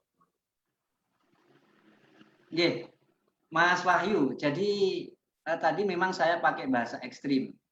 Kalau misalkan memang semua infrastruktur hukum sudah lengkap, maksudnya kita sudah menyediakan banyak informasi dan kemudian kita juga sudah berada pada posisi penyadaran kepada para teman-teman difabel bahwa mereka sebetulnya mukallaf. Jadi ada dua sisi kepada yang able, kemudian sisi kepada yang difabel. Kepada para teman-teman difabel kita harus menyuarakan bahwa mereka tidak rukhsah lagi. Jadi harus ibadah normal begitu loh. Ketika mereka kemudian sudah kita jelaskan bahwa harus ibadah normal, maka tidak boleh tidak pengelola masjid harus menyediakan yang ramah dengan mereka. Sehingga dua gerakan ini sama-sama jalan. Kepada teman-teman difabel juga oke, penyadarannya kepada para kiai juga oke. Sehingga tidak hanya sekedar pada kiainya saja, tapi kaum difabel tidak disampaikan tentang itu. Nanti yang ada pada pemahaman mereka, teman-teman difabel juga masih memahami bahwa sholat itu ya rukhsah, haji itu nggak apa-apa dan lain sebagainya. Maka akan timpang strateginya itu. Jadi menurut saya ada dua pola yang harus kita lakukan. Yang pertama penyadaran kepada sosialisasi kepada teman-teman difabel, juga kepada para kiai, pengampu atau elit agamawan bahwa ini menjadi penting untuk segera kita lakukan. Nah, jika semua infrastrukturnya sudah terbentuk, kesadarannya sudah terbentuk, kepentingannya terbentuk, kemaslahatannya menjadi maslahat bersama, kok masih ngeyel? Kok masih ada masjid yang ngeyel? Jelas-jelas ada tetangganya, ada satu desa itu ada 10 orang dan mereka mau ke masjid semua. Kok kemudian ngeyel nggak mau membuat masjid yang ramah difabel, maka layak dihukumi dosa mereka itu. Nah, kecuali kemudian di sebuah daerah yang kedua-duanya tidak jalan seimbang.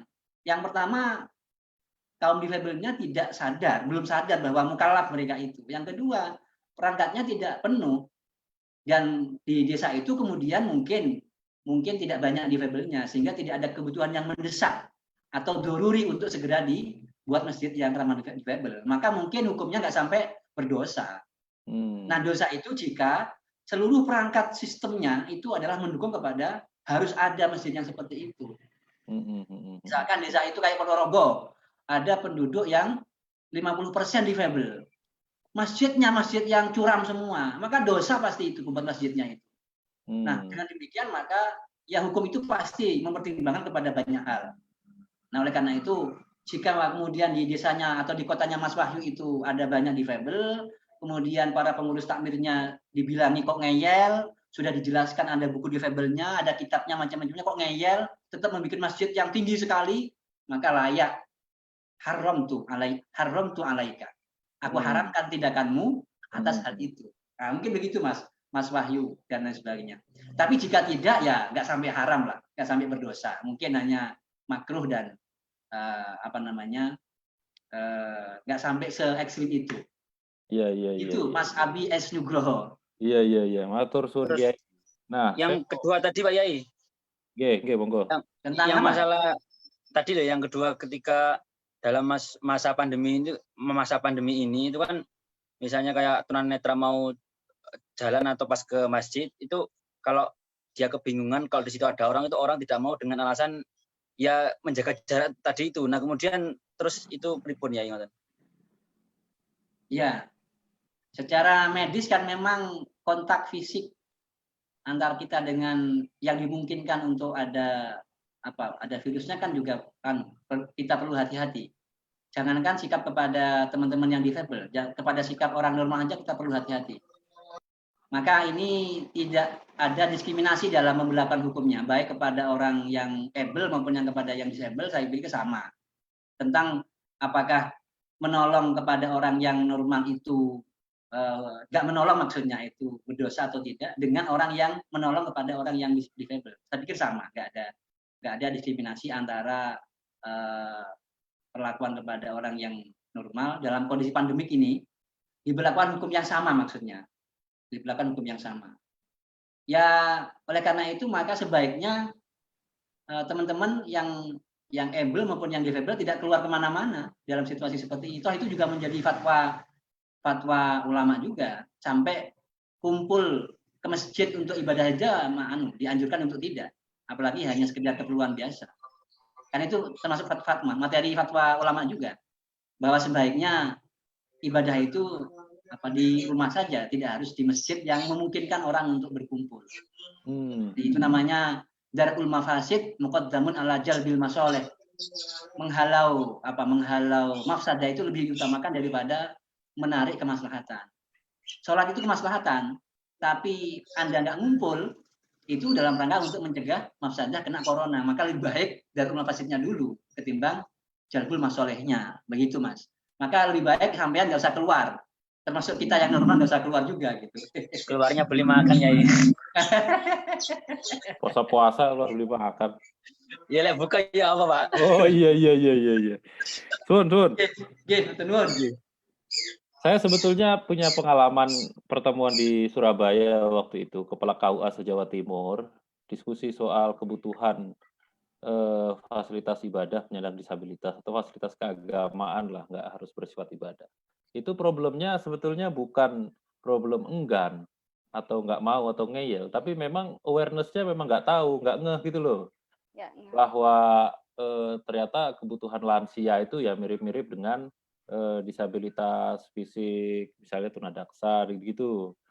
Nah, tapi pemuka agama atau misalnya KUA-nya nggak aware tuh karena nggak tahu ini standar kebutuhannya seperti apa dan seterusnya. Kemudian kalau juru bahasa isyarat itu seperti apa, pendidikannya di mana, kalau ada acara publik komunikasinya kemana gitu-gitu kan.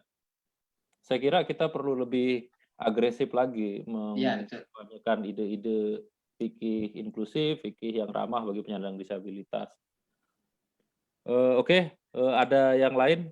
Mungkin dari NTB merasa belum puas jauh-jauh. Di sana azan duluan soalnya itu. Kami beri persilakan ya. Mana ini NTB ini? Cukup. Saya berharap teman-teman tuli itu, Pak. Ya, yang tuli gimana ini? Teknisnya gimana? Bisa ketik atau... Sebenarnya. Gimana Mas Amek solusinya? Ada penerjemahnya Pak? Ya ini nggak ada teksnya juga ini. Kita sudah sediakan penerjemah. Heeh. Bahasa isyarat.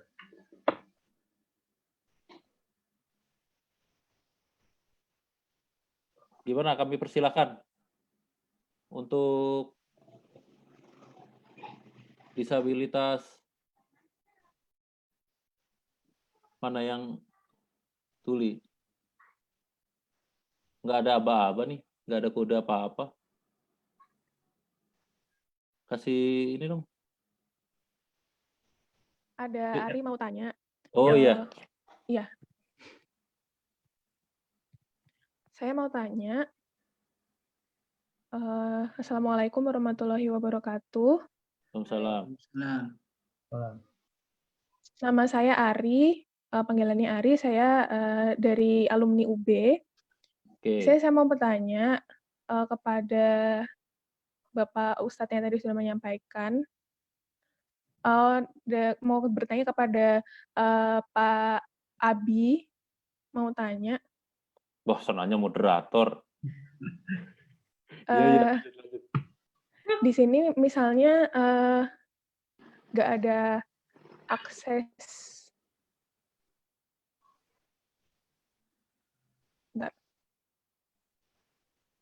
Kalau misalnya masjid ditutup, kalau misalnya masjid ditutup karena corona, kemudian nggak ada pendamping, terus nggak ada bantuan untuk teman-teman difabel, terus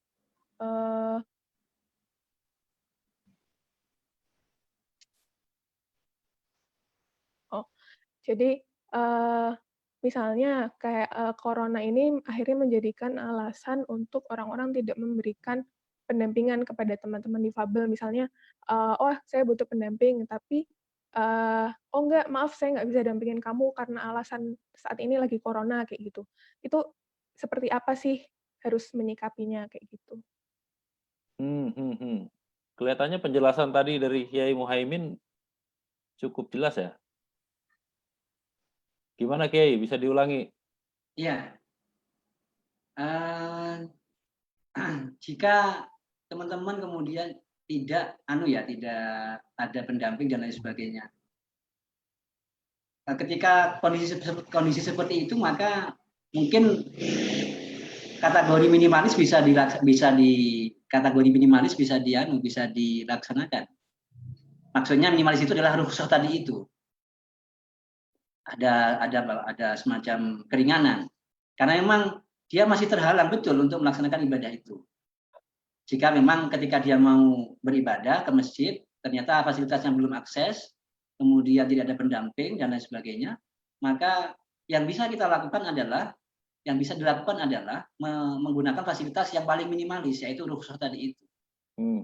Sambil kemudian terus disampaikan bahwa tidak cukup rukhsah, harus ada yang lebih dari sekedar rukhsah, yaitu semua orang harus sadar bahwa kalau dia nggak mampu untuk memberlakukan kepada, tidak mau menolong dan secara sosial tidak bisa untuk membuat masjid yang ramah difabel, maka sebetulnya difabel bukan hanya mereka saja, tapi pengurusnya juga difabel gitu. Li'ajzihi wa ajzi man haulahu. Karena memang faktor difabelnya orang yang bersangkutan plus dengan faktor ketidakmampuan orang di sekitarnya untuk memfasilitasinya.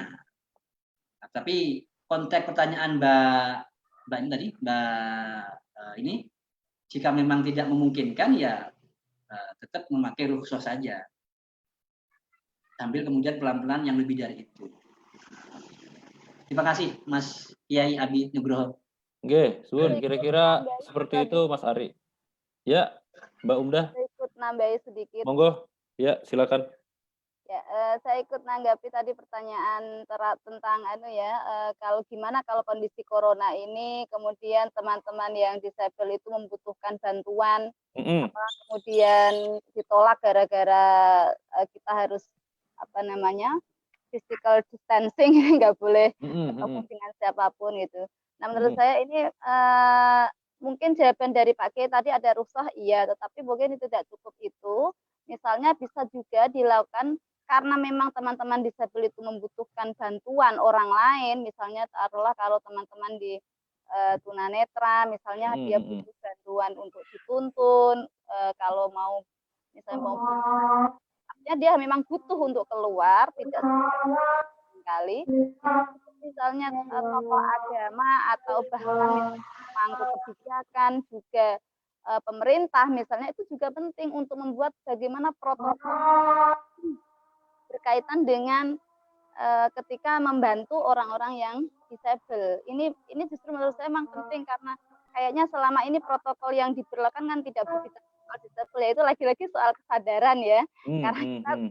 Karena kesadaran kita tuh selalu itu tadi kesadaran mayoritas, sehingga ada teman-teman disabel itu nggak dipikirkan sama sekali kalau kemudian orang harus social distancing dan physical distancing, nggak boleh ketemu dengan siapapun, terus lalu teman-teman yang butuh bantuan ini bagaimana? Orang yang tunadaksa, yang memang nggak bisa jalan sendiri, dia harus dituntun atau harus didorong, kemudian teman-teman tunanetra dan yang lain-lain, itu menurut saya memang butuh ada protokol tersendiri, entah itu misalnya ketika menggandeng ini menggunakan sarung tangan atau apa ya, misalnya yang tidak membuat dia bersentuhan secara langsung, atau misalnya dengan menggunakan alat yang lain gitu, itu penting, artinya ada protokol tersendiri ketika memang ingin membantu teman-teman yang disabel, itu bisa dilakukan barangkali. Iya. Jadi kurang lebih itu Mas Ari, sebaiknya dihindari aktivitas keluar, tapi ya menuntut juga dari masyarakat non-disabilitas untuk berperan memberi dukungan bagi penyandang disabilitas. Ya, lagi-lagi soal kepedulian, soal awareness. Sambil diskusi, ini ada permohonan dari kami. PSLD minta diisi form evaluasi diskusi supaya kita bisa memperbaiki kualitas diskusi kita lebih baik lagi. Jadi mohon para peserta bisa mengisi. Dan sambil mengisi, mungkin dari Kementerian Agama terkait himbauan pemerintah dalam situasi pandemi Corona, Teh Nung, kami persilakan. Ya. Terima kasih atas kesempatannya. Memang butuh kesadaran seperti yang disampaikan oleh narasumber tadi, butuh kesadaran kolektif dari umat ya, dari masyarakat mengenai teman-teman, kondisi teman-teman difabel ini yang memang tentunya lebih sulit daripada kita sendiri aja sudah mengalami sulitnya keadaan yang seperti ini, apalagi teman-teman. Dan saya sendiri pernah dikontak langsung oleh teman-teman dari ITMI yang ITMI itu Ikatan Tunanetra Muslim Indonesia, yang beliau mewakili ITMI menanyakan kegiatan apa atau apa yang bisa disalurkan ke teman-teman tunanetra gitu melalui ITMI gitu. Dan memang ya kita memang kondisi ini yang sangat memprihatinkan, dan kita juga sedang berpikir keras, dan kami juga tunggu barangkali kalau ada saran-saran dari teman-teman semua, kami dengan senang hati menerima ide-ide kreatif dari teman-teman semuanya. Dan tentunya kita tidak bisa bekerja sendiri gitu. Teman-teman juga kita saling membutuhkan, kita harus saling kerjasama ini juga harus terjalin dengan kuat, dan kita jalin terus, terutama di kondisi seperti ini. Tindak lanjutnya seperti apa setelah ini gitu kan, apa praktek di lapangannya seperti apa, atau program-program apa yang bisa dirasakan langsung oleh teman-teman difabel, termasuk dan juga secara umum umat Muslim di Indonesia begitu. Pak Abi, terima kasih. Oke, baik, terima kasih Teh Nur. Mungkin cukup dulu apa gimana nih, Mas Amek? Ada closing statement dari masing-masing narasumber? Baik. Sudah jam 3 ini. Ya. Monggo Mas Amek, kami persilakan. Kalau dari saya sebenarnya begini, tadi yang dikatakan oleh Mbak Umdah ya, awareness tadi ya, kesadaran. Suatu hari saya pernah ngisi gitu di workshop di Fakultas Teknik sebelah di apa namanya PWK, apa itu perencanaan wilayah kota, urban planning kalau bahasa departemen di luarnya. Itu mahasiswa itu saya suruh menggambar 2 orang semua, satu kelas, saya suruh gambar. Setelah itu saya kumpulkan hasil gambarnya 2 orang.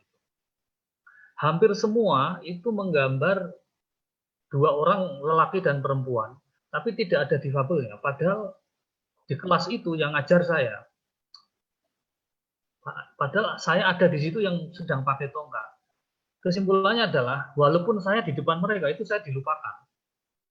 Malah mereka gambar nenek mereka atau teman mereka, pacar mereka. Itu artinya apa? Dalam konteks apapun, kelompok difabel yang itu apa namanya jumlahnya sekitar 10%, berarti sekitar 25 juta, dan setiap orang pasti menjadi difabel karena setiap orang kan akan menjadi tua, itu punya potensi besar, bahkan telah terjadi, tidak punya kesadaran terhadap menjadi difabel itu sendiri. Bagaimana mahasiswa saya melupakan saya dalam menggambar. Itu dalam menggambar bagaimana misalnya politik, anggaran, arsitektur, apalagi tempat ibadah, dan seterusnya. Universal design learning, ataupun universal kurikulum, universal desain arsitektur, dan apapun itu kadang-kadang dilupakan, hanya perspektif mereka. Jadi, begitu pula saat mengajar. Mengajar itu kadang kan kita misalnya hari Rabu 10 halaman dikumpulkan gitu kan. Pak Muhaimin ini yang desain ini. Itu kadang-kadang ada temannya yang disleksia, ada yang tunanetra, ada yang tunarung, itu kan punya kepribadian yang beda-beda. Itu kan harusnya di asesmen dan diperhatikan juga. Karena kamu disleksia mungkin 12 hari, tak coating 2 hari. Kebutuhan-kebutuhan itu harus menjadi penting, mengingat ketika kelak kita nanti itu akan menjadi seperti itu. Siapa sih kalau tua itu nggak gedek gitu kan? Siapa sih kalau tua itu akhirnya nggak lemes dan seterusnya. Bicara soal disabilitas, pada prinsipnya adalah bicara soal mindset, dan setiap orang itu akan menjadi difabel. Karena kita akan tua, dan kalau tua kan menjadi difabel. Saya itu prihatin setiap sholat subuh itu, subuhan itu tidak ada anak muda itu yang subuhan. Yang ada itu ada orang tua semuanya. Dan kalau ke masjid itu masjidnya orang tua itu, kalau di desa saya di Mejobo sana itu perempuan itu ditaruh di lantai 2 itu. Padahal yang subuhan itu ibu-ibu apa namanya? Mbah-mbah ya. Mbah itu kan aduh kasihan sekali. Apa ya ini gimana ini bisa begini gitu. Nah ini sebenarnya bicara soal difabel itu bicara soal kita. Karena setiap orang tidak akan ada yang menjamin bahwa dia tidak menjadi difabel. Bisa juga sekarang, bisa juga besok, dan pasti difabel itu kelak di hari tua. Saya kira itu dari saya, statement terakhir saya. Oke. Monggo, Yai Muhaimin.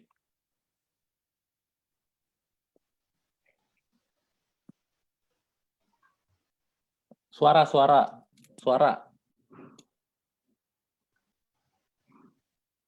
Maaf, termut dengan sendirinya. Iya. Maaf, Yai, gaptek Yai. Ya, untuk saatnya kita sudah mulai dengan porsi masing-masing untuk lebih banyak bicara tentang pentingnya kita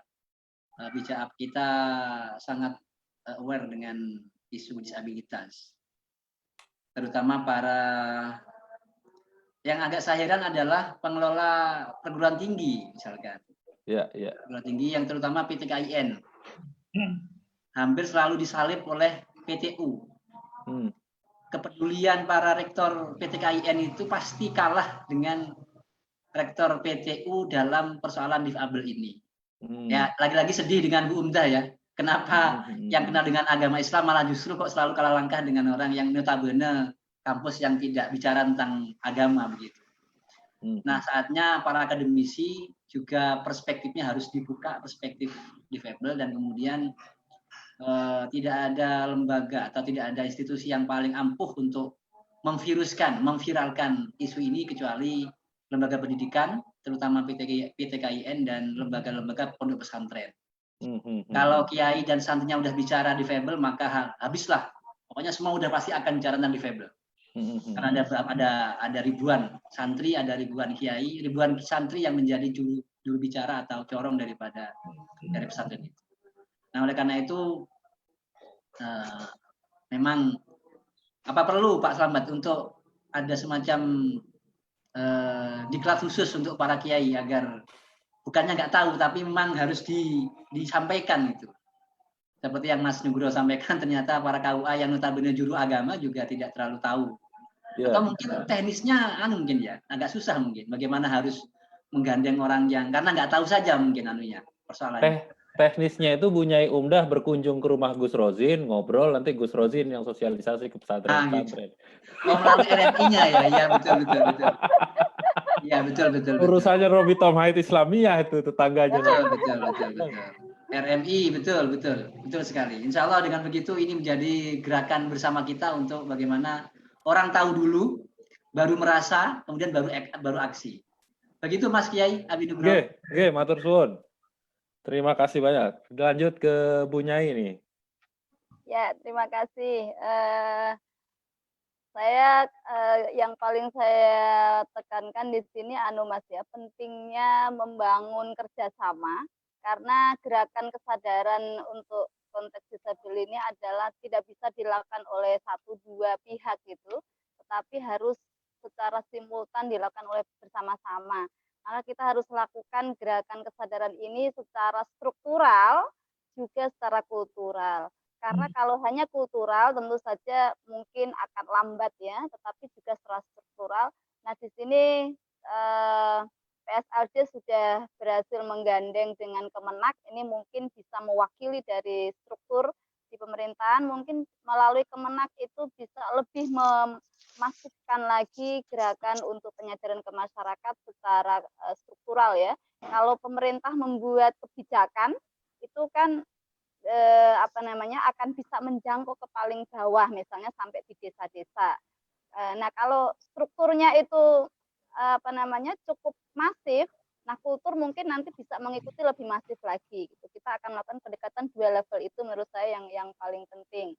Nah sedikit informasi buat Pak Muhaimin, alhamdulillah di perguruan tinggi tempat saya ngajar sudah Pak sejak awal untuk misalnya kita sudah menyediakan ada tangga untuk yang disabel. Jadi kita punya 2 tangga yang untuk menuju ke lantai 2 itu ada tangga yang biasa dan ada tangga untuk yang kursi roda. Alhamdulillah dari sejak awal dibangun. Jadi ini memang soal kesadaran dan semoga itu oleh perguruan tinggi yang lain ya.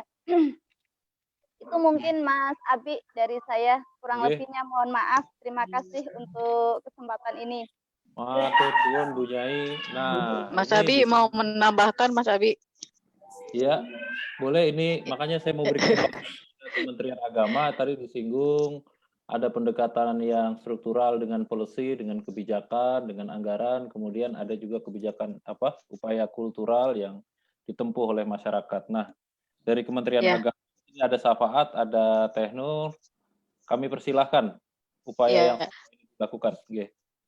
Ya, kami sendiri perlu diketahui bahwa kami sejak tahun 2018 sudah mulai concern dengan teman-teman difabel dan seperti kegiatan-kegiatan kami termasuk juga untuk mensosialisasikan isu mengenai difabel ini ke teman-teman lain di Ditjen yang berbeda, seperti Ditjen Haji pun sudah pernah ya Syafaat ya.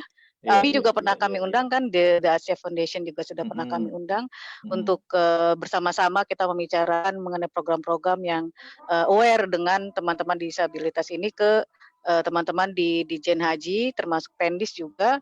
Dan tapi untuk yang agama lain memang waktu itu tidak kami undang karena kami lebih concern ke yang Islam saja gitu, ke Bank, PHU dan Pendis. Demikian Mas Abi. Oke, nah Saudara Syafaat yang biasa warawiri juga Kami persilakan Ya. memberi pandangan. Mohon izin ini Pak Kiai, Gus Amek, Kang Abi, dan apa namanya, Kementerian Agama sebenarnya tidak sendiri. Dia memahami disabilitas itu pertama kali tentu dari Kementerian Kesehatan. Jadi secara struktur. Suaranya mana? Halo. Oke. Ya. Ada azan mungkin karena ada azan.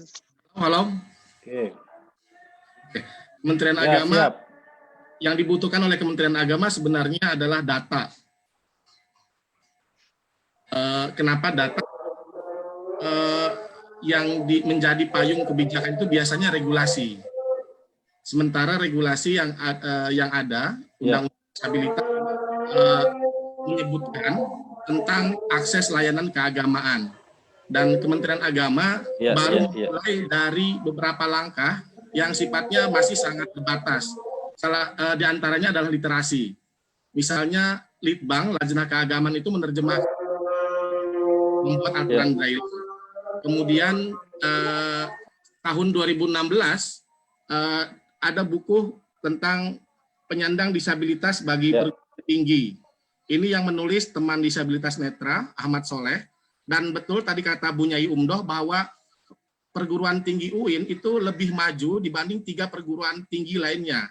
UGM, ISI, dan dari sisi ini aksesibilitas fisik sarana prasarana di kampus, di 4 kampus yang menjadi basis riset dari Pak Ahmad Soleh.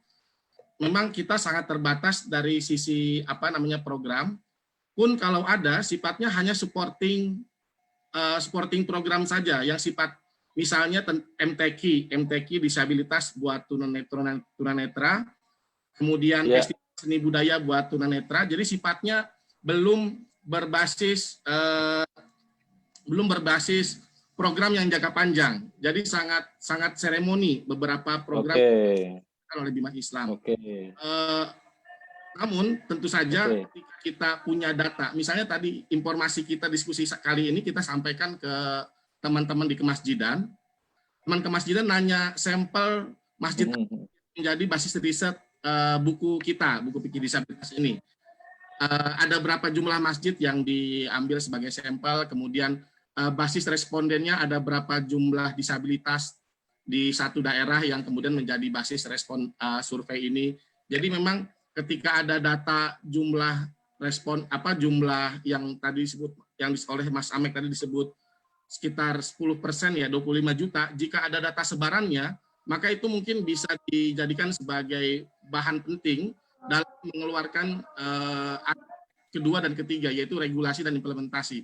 Kalau soal awareness mungkin kepentingan bersama, tapi soal regulasi Kementerian Agama memunculkan aturan yang pro terhadap disabilitas. Yang terakhir kalau nggak salah Undang-Undang tahun 2019 nomor 8 itu ada Undang-Undang Haji Pak Kiai tentang disabilitas.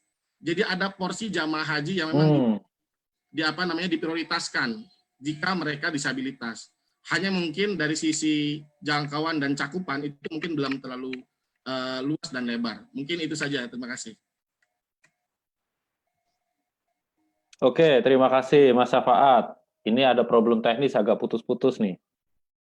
Jadi pemaparan yang luar biasa, saya kira dari Mas Amek tadi mengatakan bahwa bukan hanya di sektor keagamaan aja, di bidang keagamaan aja upaya mainstreaming ini dilakukan, tapi juga di bidang arsitektur, penganggaran, perencanaan pembangunan, gitu ya? Bukan begitu ya, Saudara Mas Amek? Sampai jauh-jauh mau kuliah ke Australia, ketunda gara-gara COVID.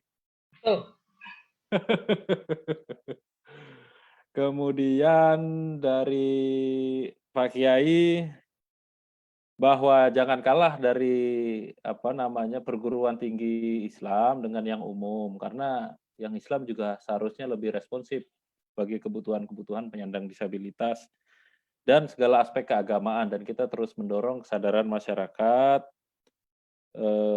melalui sejumlah regulasi dan seterusnya.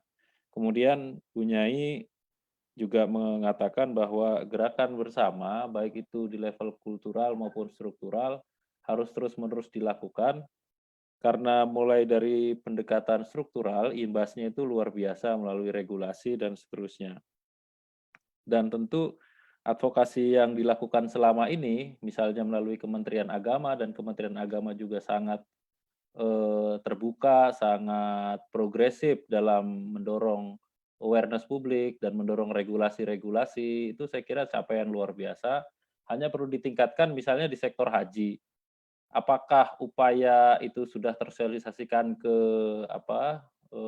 travel haji dan umroh, asosiasi-asosiasinya dan seterusnya, kemudian KUA, kemudian bagian kemasjidan. Nah, itu tadi disampaikan ke Pak Safaat.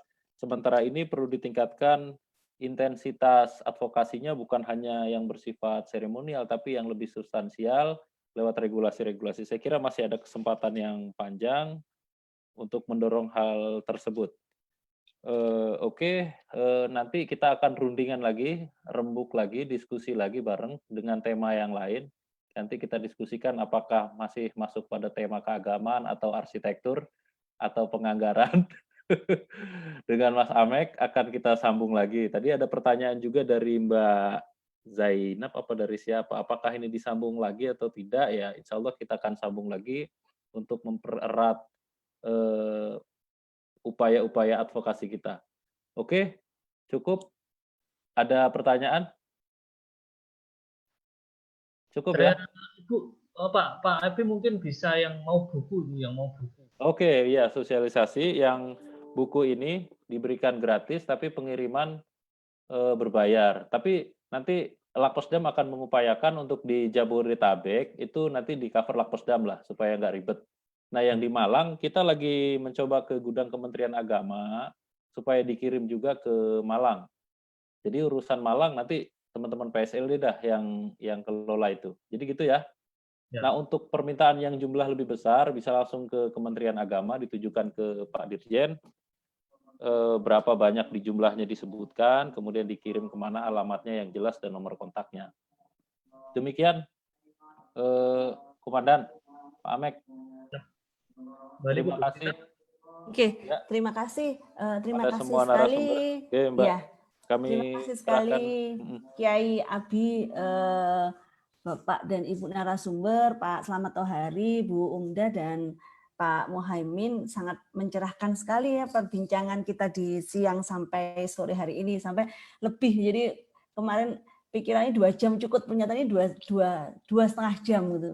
Tapi semoga dari perbincangan ini banyak membawa kemanfaatan, bukan hanya untuk pembuat bukunya, tapi juga memberikan nanti insight untuk mengembangkan Islam yang jauh lebih inklusif lagi. Begitu. Terima kasih juga kami dari Pusat Studi dan Layanan Disabilitas siap untuk diajak bekerja sama seandainya nanti dari Kemenak atau dari Lakpesdam NU ingin misalnya mengembangkan studi-studi terkait dengan masalah disabilitas. Dan karena memang ini adalah acara diskusi rutin yang kami adakan di PSLD, sekedar memberikan informasi bahwa ke depan agenda kita akan melakukan diskusi terkait dengan praktek pendidikan di perguruan tinggi dalam masa pandemi. Jadi mungkin nanti bagi para peserta yang juga ingin terlibat, nanti kami akan berikan informasinya, kami akan berikan link untuk undangannya jika ingin terlibat dalam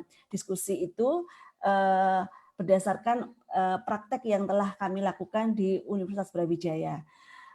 Kami juga mohon untuk sekiranya berkali-kali saya sudah taruh di chat ini untuk mengingatkan, jadi Bapak dan Ibu mohon untuk mengisi form untuk evaluasi kegiatan kami sehingga nanti kami juga bisa memperbaiki kegiatan kami, karena ini terus terang adalah kegiatan online diskusi yang baru pertama kali dilakukan oleh PSLD, sehingga nanti ketika untuk seri-seri diskusi online yang lain kami bisa mengembangkan jauh lebih baik dan jauh lebih aksesibel. Yang nggak ngisi nggak dapat buku, Mbak ya? Iya.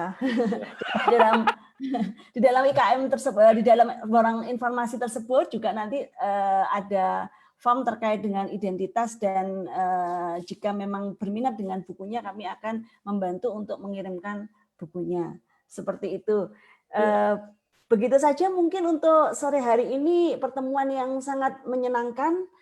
Semoga nanti kita memiliki kesempatan untuk bertemu di kesempatan lain waktu. Bapak dan Ibu, selamat sore, selamat melanjutkan ibadah bulan puasanya. Salam inklusif dari Malang, dari Pusat Studi dan Layanan Disabilitas. Wassalamualaikum warahmatullahi wabarakatuh. Waalaikumsalam warahmatullahi wabarakatuh. Terima kasih banyak. Waalaikumsalam. Matur nuwun semuanya, Bapak dan Ibu, teman-teman difabel. Sampai ketemu lagi. BI. Sampai ketemu, Bu. Sampai ketemu lagi. Makasih Bu Umta, Mbak, makasih ya. Siap. Kita tutup ya. Yo, nggih, matur suwun.